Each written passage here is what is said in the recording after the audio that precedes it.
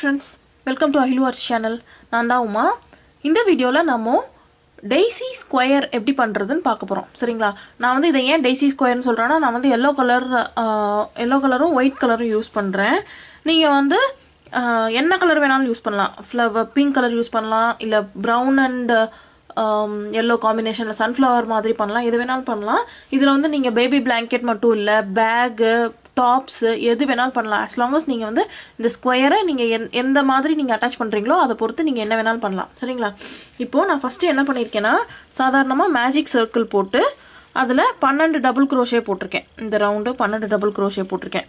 இது சின்ன யான் அப்படிங்கறனால இன்னொரு தடவை பண்ணும்போது பத்தாதான் தெரியல. அதனால தான் நான் வந்து இதை ரீடூ பண்ணல. சரிங்களா? இதுல வந்து 12 டபுள் crochet இருக்கு. 12 டபுள் crochet போட்டு ஃபர்ஸ்ட் டபுள் crochetல ஸ்லிப் ஸ்டிட்ச் பண்ணி வச்சிருக்கேன். சரிங்களா? இந்த ரெண்டு டெயில் எண்டையும் வச்சிருக்கேன். எதுக்காகனா இந்த வீவின் பண்றதுக்கு. நம்ம மேஜிக் சர்க்கிள் எப்படி போடுறதுன்னு தனியாவே வீடியோ இருக்கு. இதுல வந்து நம்ம சாதாரணமா பீனி எல்லாம் பண்றோம் இல்லையா? ஃபர்ஸ்ட் இப்ப மேஜிக் சர்க்கிள் போட்டு ஃபர்ஸ்ட் ரவுண்டு 12 டபுள் crochet பண்ணுவோம் இல்லையா? அதேதான். அதை மட்டும் பண்ணுங்க. அதுக்கப்புறம் நெக்ஸ்ட் ரவுண்டு நம்ம ஸ்டார்ட் பண்ணும்போது உங்களுடைய மெயின் கலர்னா நீங்க என்ன கலர் ஃப்ளவர் பண்றீங்களோ அந்த கலரை எடுத்து ஸ்லிப் நாட் பண்ணிக்கோங்க. ஸ்லிப் நாட் பண்ணிட்டு இப்போ நம்ம எதுல ஜாயின் பண்ணனும்னா நம்ம வந்து இதுல மேலே ஸ்டிட்ச்ல வர்க் பண்ண போறது இல்ல.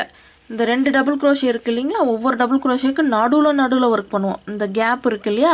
போஸ்ட்னு சொல்லுவோம் இல்லையா? இந்த கேப்ல வர்க் பண்ண போறோம். அப்பதான் வந்து நமக்கு இந்த பெட்டலோடைய காம்பு மாதிரி இது தெரியும். சரிங்களா?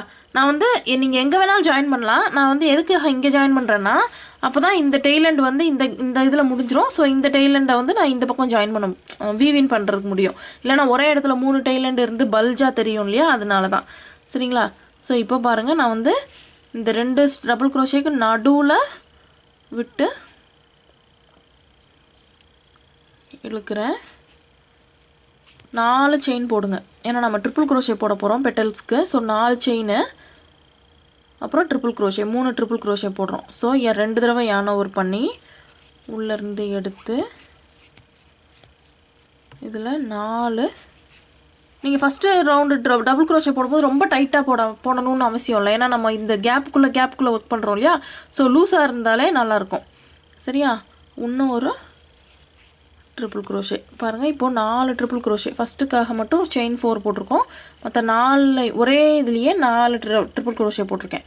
இப்போ உங்க ஹூக்கை எடுத்துட்டு என்ன பண்ணுங்க, இந்த 4வது செயின் இருக்கு இல்லையா? இந்த 4வது செயின்ல விட்டு ஸ்லிப் ஸ்டிட்ச் பண்ணுங்க. ஓகேவா? சோ இப்போ வந்து நமக்கு அந்த பெட்டல் வந்து ஒரு மொட்டு மாதிரி ஃபார்ம் ஆகுது இல்லையா? அது ரொம்ப நல்லா இருக்கும். அதுக்கப்புறம் செயின் 2 மறக்க கூடாது. ஏன்னா இந்த செயின் 2ல தான் நம்ம அடுத்த ரவுண்ட் வர்க் பண்ண போறோம். சோ இப்போ இதே மாதிரி அடுத்த ரெண்டு டபுள் crochetக்கு நடுவுல 4 ட்ரிபிள் crochet போட்டு அடுத்த பெட்டல் போடணும். சரிங்களா? 1 2 நீங்க உங்களுக்கு பெட்டல் இன்னும் நல்லா கொஞ்சம் குண்டா வேணும்னு நினைச்சீங்கன்னா 5 ட்ரிபிள் crochet கூட போட்டுக்கோங்க. சரிங்களா? இப்போ இந்த ஹூக்ல இருந்து நூல்ல இருந்து ஹூக் எடுத்துட்டு இந்த ஃபர்ஸ்ட் ட்ரிபிள் crochetக்குள்ள விட்டு இத ஸ்லிப் ஸ்டிட்ச் பண்றேன். ஓகேங்களா? சோ இதே தான் ஃபுல்லா பண்ண போறோம். நான் இன்னும் ஒன்னு பண்றேன் கேமரால. 2 செயின் போட்டு அடுத்த 2 டபுள் crochetக்கு நடுவுல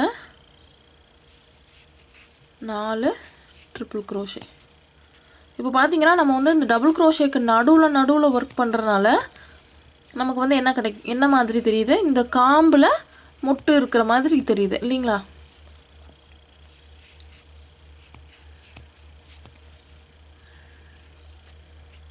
இப்போ இதுல விட்டு இத வெளியில எடுத்துட்டு செயின் 2. ஓகேங்களா? தெரியுதா எப்படி வந்திருக்குன்னு சொல்லிட்டு? சோ இதவே தான் 12 தடவை கண்டினியூ பண்ணுங்க. 4 ட்ரிபிள் crochet செயின் 2. அதுக்கு அடுத்து இந்த பூவை வந்து எப்படி ஸ்கொயரா மாத்துறதுன்னு அடுத்த ரவுண்ட்ல பார்க்கலாம். சரிங்களா? சோ இப்போ பாருங்க நான் வந்து இந்த லாஸ்ட் அந்த பெட்டல் முடிச்சிட்டு ஃபர்ஸ்ட் ஸ்லிப் ஸ்டிட்ச்ல ஸ்லிப் ஸ்டிச் பண்ணியிருக்கேன். ஃபஸ்ட்டு நம்ம அந்த பெட்டலுக்கு ஸ்லிப் ஸ்டிச் போட்டோம் இல்லையா, அதில் ஸ்லிப் ஸ்டிச் பண்ணி கட் பண்ணியிருக்கேன் இந்த யானை. ஸோ இப்போ நம்ம அடுத்த கலரை ஜாயின் பண்ண போகிறோம். நான் முதல்ல சொன்ன மாதிரி நீங்கள் எந்த கலர் எங்கே இந்த டெய்லண்ட் விட்டுருக்கீங்களோ அதுக்கு ஆப்போசிட்டில் அடுத்த கலர் ஸ்டார்ட் பண்ணுங்கள். ஸோ தட் இந்த டெய்லண்ட் முடிஞ்ச உடனே இந்த டெய்லண்ட் ஸ்டார்ட் ஆகும், ரெண்டும் ஓவர்லேப் ஆகாது. சரிங்களா? ஸோ இப்போ நான் எங்கே வேணாலும் நீங்கள் ஜாயின் பண்ணுங்கள், உங்கள் இஷ்டம்தான். செயின் 2 ஸ்பேஸில் செயின் 3, இது வந்து நம்மளுடைய ஃபஸ்ட்டு டபுள் க்ரோஷே. நீங்கள் எங்கே ஜாயின் பண்ணாலும் அந்த செயின் 2 ஸ்பேஸை வந்து கார்னர்னு நினச்சிக்கணும். இதுக்கு மட்டும் இல்லை, இந்த ஸ்கொயருக்கு மட்டும் இல்லை, எந்த ஸ்கொயருக்குனாலும் நீங்கள் ஃபஸ்ட்டு ஒரு ரவுண்டு ஸ்டார்ட் பண்ணுறீங்கன்னா அதை வந்து கார்னர்னு நினச்சிக்கணும். சரிங்களா? கார்னரில் நம்ம என்ன பண்ணுவோம், எந்த கிரானி ஸ்கொயர்லையுமே வந்துட்டு 3-2-3 ரூல் ஃபாலோ பண்ணுவோம் இல்லையா? 3 double crochet, chain 2, 3 double crochet. சரியா? இப்போ நீங்கள் அடுத்து செயின் 1 போட்டாலும் ஓகே தான், போடாட்டியும் ஓகே தான், உங்கள் இஷ்டம் தான். நான் வந்து இது கொஞ்சம் காம்பேக்டாக இருக்கணுன்றதுக்காக செயின் 1 போடாமலேயே அடுத்த செயின் 2ல் 3 டபுள் க்ரோஷே போடுறேன். சரிங்களா? 1 2 3, அடுத்ததுலையும் 3 டபுள் க்ரோஷே. நம்ம இப்போ இதில் 12 ஸ்டிச் இருக்கிறனால, 12 பெட்டல்ஸ் இருக்கிறனால ஒவ்வொரு சைட்லையும் 3 இது எடுத்துக்குவோம். சரிங்களா? இப்போது கார்னர் 2 இது போட்டாச்சா? இப்போ அடுத்தது வந்து அப்போது கார்னர் ஆகும். சரிங்களா? கார்னரில் என்ன பண்ணுவோம், நம்ம 3 double crochet, chain 2, 3 double crochet. இது நம்ம ஈஸியாக எப்பயுமே கிரானி ஸ்கொயர் பேட்டர்ன் தான் அப்படிங்கிறனால நான் டக்குன்னு போடுறேன். உங்களுக்கு ஈஸியாக தான் இருக்கும். நம்ம இதில் ஸ்டிச்செல்லாம் ஒன்றும் கண்டுபிடிக்க வேண்டியதில்லை இல்லையா, எல்லாமே செயின் 2 ஸ்பேஸில் தான் போடுறோம் இல்லையா. அதனால் நீங்களும் கடகடன்னு எங்கெல்லாம் வந்து கார்னரோ அங்கே 3-3, எங்கெல்லாம் சைடோ அதில் வந்து just 3 double crochet.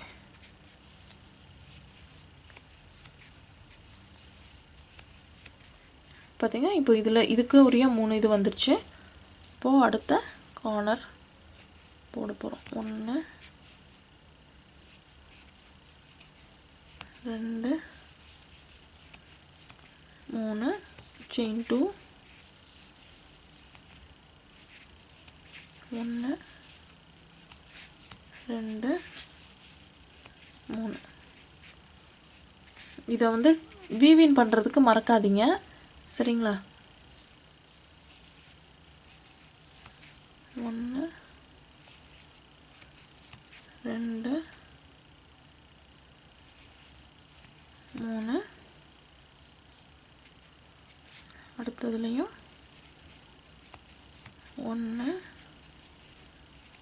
2 3.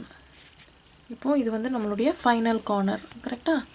So 1 2 3 chain 2, 1 2 3. இன்னும் மிச்சம் 2 சைடு இருக்கும். ஸோ நம்ம இந்த ஸ்கொயரை 3 டபுள் க்ரோஷே போட்டு கம்ப்ளீட் பண்ணிடலாம். இப்போது 1 பாருங்கள், நூல் பிரியாமல் பார்த்துக்கோங்க. 1 2 3. இப்போது இந்த செயின் 3 டாப் செயினில் ஸ்லிப் ஸ்டிச் பண்ணிடலாம். நான் எதுக்கு வந்து எப்பயுமே ஸ்டார்ட் பண்ணும்போது கார்னர்லேயே ஸ்டார்ட் பண்ணணும் அப்படின்னு சொன்னேன் அப்படின்னா, இப்போ நீங்கள் அடுத்த ரவுண்ட் இதை இப்படியே இந்த ஸ்கொயர் சைஸே போதும்னு நினச்சிங்கன்னா இப்படியே நீங்கள் இது பண்ணிக்கலாம். இல்லை எனக்கு இன்னொரு ரவுண்டு வேணும்னு நினச்சிங்கன்னா நீங்கள் 3 ஸ்லிப் ஸ்டிச் மட்டும் எக்ஸ்ட்ரா போட்டு திரும்ப இந்த இதிலருந்தே டக்குன்னு அடுத்த ரவுண்டு ஸ்டார்ட் பண்ணிக்கலாம். புரியுதுங்களா? இல்லை நீங்கள் சைடில் எங்கேயாவது ஸ்டார்ட் பண்ணியிருந்தீங்கன்னா திரும்ப நீங்கள் அந்த மாதிரியே வரணும். அது கொஞ்சம் ப்ரொஃபஷ்னலாக இருக்காது. ஏன்னா நடுவில் செயின் 3 தெரிஞ்சால் நல்லா இருக்காது. அதனால தான் இந்த கார்னரில் இது பண்ணணும் அப்படின்னு சொல்கிறேன். சரிங்களா? இப்போது இவ்வளோ தான் இந்த ஸ்கொயர். நீங்கள் இதில் வந்து எத்தனை ரவுண்டு வேணாலும் நீங்கள் கண்டினியூ பண்ணிக்கலாம். இல்லை இந்த ரவுண்டே போதும்னு நினச்சிங்கன்னா இதில் எத்தனை ஸ்கொயர் வேணாலும் பண்ணி பிளாங்கெட்டோ கவுச் த்ரோவோ டாப்ஸோ எது வேணாலும் நீங்கள் பண்ணலாம். நம்ம இன்னொரு டாப்ஸ் வீடியோ பண்ணுவோம். சரிங்களா? பார்த்தீங்களா எவ்வளோ ஒரு 3D எஃபெக்டில் தெரியுதுல, எனக்கே ரொம்ப பிடிச்சிருக்கு. ஸோ இதை பண்ணி பாருங்கள். ஏன்னா உங்கள் ஃபோட்டோகிராஃப்ஸ் வந்து நம்மளுடைய ஃபேஸ்புக் குரூப்பில் ஷேர் பண்ணுங்கள். இனிமேல் நிறைய வீடியோ போடுவோம், கேப் விடாமல் போடுவோம்னு நினைக்கிறேன். ஸோ சேனல் சப்ஸ்கிரைப் பண்ணுங்கள், பெல் ஐக்கானை கிளிக் பண்ணுங்கள், எந்த வீடியோவை மிஸ் பண்ணிடாதீங்க. தேங்க்யூ, பாய்.